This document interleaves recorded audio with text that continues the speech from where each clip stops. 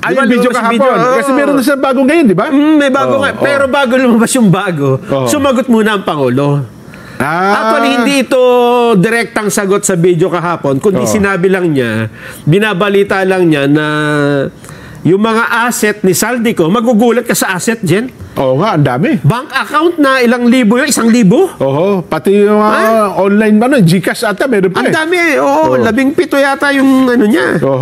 Anyway, Kasi kahapon, ang pinasagot lang natin si Sandro. Oo. Di ba? Oo. Pero konteksto lang. Ngayon, ang video. Ito, papanood rin na natin. Si Pangulo mismo. Ang sagot mismo ng Pangulong Bongbong Marcos. Hindi naman talaga direktang sagot, kundi yung pagbabalita niya na itong mga asset ni Saldico ay nakapris na. At meron siyang pasabog sa bandang dulo. Indirectly, parang binabanatan din niya si Saldico. Matindi pasabog. Pakinggan natin. Magandang araw po sa inyo lahat. Ito patuloy sa aking pagre-report sa inyo tungkol sa mga development sa mga kaso na hinggil doon sa mga flood control project. At i-report ko po na ngayong araw yung AMLAC, yung Anti-Money Laundering Council, nakakuha na po ng 2 freeze order. This brings the total amount of assets frozen to about 12 billion pesos. Kasama po dito ang mga air asset ni Saldico, ang value mga 4 billion. At bukod pa ron, meron po tayong nakuhang 3,566 na bank account, 198 insurance policies, 247 motor vehicles, 178 real properties, 16 na e-wallet account, at saka air asset na frozen na. Umpisa lang po ito. Mas marami pong asset ay mafo-frozen para maibalik ang pera ng tao sa kanila.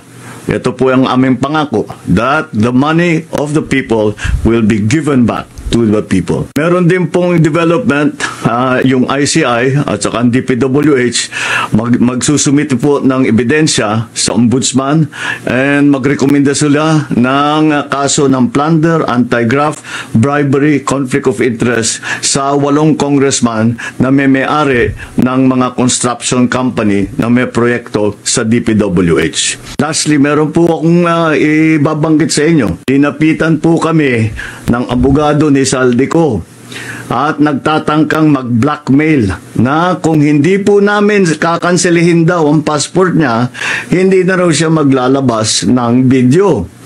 I do not negotiate with criminals. Kahit maglabas ka na ng video ng lahat ng kasinungalingan mo na pag-destabilize sa gobyerno, gusto kong malaman mo, Saldi, makakansela pa rin ang passport mo. Hindi ka na makakatakas sa hustisya. Yun. Mabigat nga. Mabigat. Oo. Wag mo subok i-blackmail kami. Kami gobyerno eh. Diba blackmail mo kami? Diba? Parang nilapitan daw siya na abogado, ha? Si Atty. Roy Rondain? Ewan ko, kasi si Roy Rondain ang abogado ni Saldi. Sa ngayon, di ba? Oo nga, Pero pagka ganyang mga kaso, maraming abogado yan, ha? Hindi lang isa.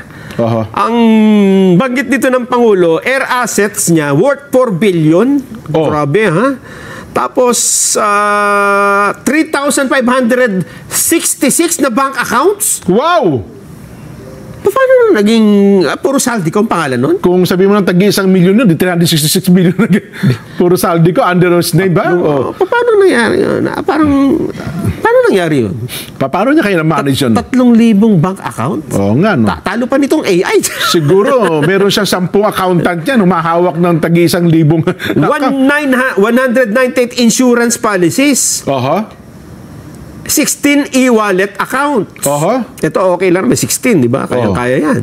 178 real properties, 247 na mga sasakyan. Ang dami naman sasakyan, Grabe. Sumagot dyan yung abogado. Sumagot si Roy Rondain? Sumagot. Dito sa Pangulo? Sumagot. Siya daw ba nakipag-usap doon sa Pangulo? Nagpadala ng mensahe? Sabi kasi, pagka hindi mo ikakansela yung passport ko, hindi na ako maglalabas sa mga dagdag na video. Huwag nyo na ikansela yung passport ko at hindi na ako bibidyo-bidyo. Okay. Sabi naman ng Pangulo, mag-video ka na lang mag-video, wala akong pakialam sa'yo. Sa lahat ng mga kasinungalingan mo. Hindi kami makipag-negotiate sa isang kriminal. Parang lahat ng video ito, Nelson, na lumabas kay Saldico, lahat yung kasinungalingan yan. Hindi totoo lahat yan. Ito naman ang sabi ng abogado dyan. Attorney Roy Rondain. Yan. Gusto mo ba marinig ang kanya sinabi? Tignan natin. Alam mo naman. Gusto mo marinig? Oo naman. Ang problema, ito ay babasahin. Ano sabi ni Atty. Rui? Teka, bakit wala rito? Sabi nila, Rui daw yan. Pero sabi ba, Rui. Ayan. Completely untrue. Ba? Ayan, no? Iliwat mo nga sa sariling wika natin, ha? Sa wikang Chinese. Completely untrue. Hindi totoo yan. I have not spoken with anyone from the government Hindi ako nakikipag-usap sa kanino man sa gobyerno to negotiate the stoppage of the videos for the passport. para ipahinto o para magipag-usap at ipahinto ang pagpapalabas ng video tungkol sa pasaporte. As I have always maintained, Okay? ang Tagalog niyan, lagi akong umiinom ng gamot, pampababa ng blood pressure. Saka sugar. Okay. I have no control over the release of the videos. Wala akong control sa pagpapalabas ng mga video na yan. Yung. At dahil dyan, hindi ipapakansela pa rin ng passport, ayaw makipag-negotiate, ilang minuto, naglabas ng bagong video si Saldico. Yan na. At ito, Jen, ang bago.